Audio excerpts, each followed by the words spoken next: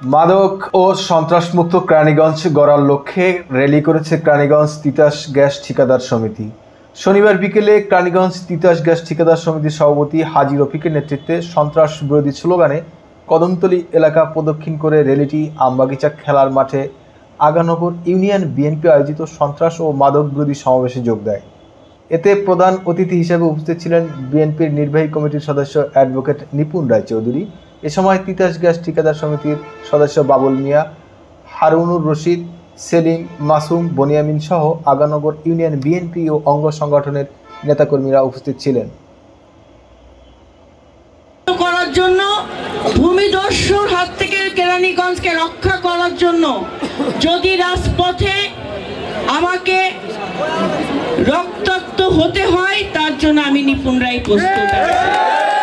এই আন্দোলন গড়ে তোলার জন্য যদি আমাকে বৃহৎ স্বার্থ ত্যাগ করতে হয়, তারপরেও তার জন্য আমি প্রস্তুত আছি।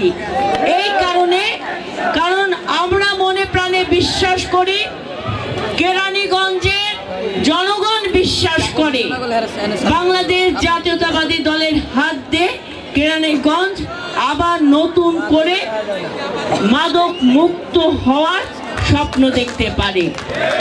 কথা বলি আর নিজেই মাদক সেবন করি, তাহলে তো হবে না। আপনি যেটা বলছেন, আপনি সেটা বিশ্বাস করেন কিনা সেটা আপনাকে উপলব্ধি করতে হবে।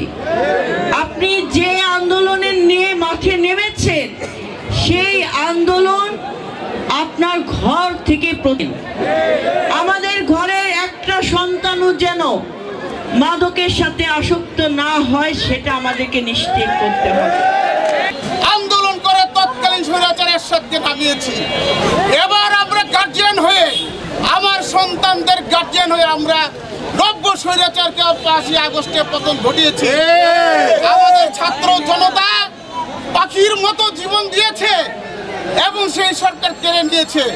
কেন নিয়েছে? বাংলাদেশ একটি সন্ত্রাস মুক্ত একটি গণতান্ত্রিক দেশ চাই বলি। তাই আজকের এই বিপ্লবী সরকারের কাছে আমাদের আহ্বান, আমাদের সারা বাংলাদেশের মতো কেরানীগঞ্জের মানুষও যেন সন্ত্রাস মুক্ত থাকতে পারে, নিরাপদে থাকতে পারে। কোনো চাঁদাবাজি যেন কেরানীগঞ্জে না হয়, কোনো সন্ত্রাস যেন না হয়। আজকে মাদক আমাদের যুব সমাজকে ধ্বংস করে দিয়েছে।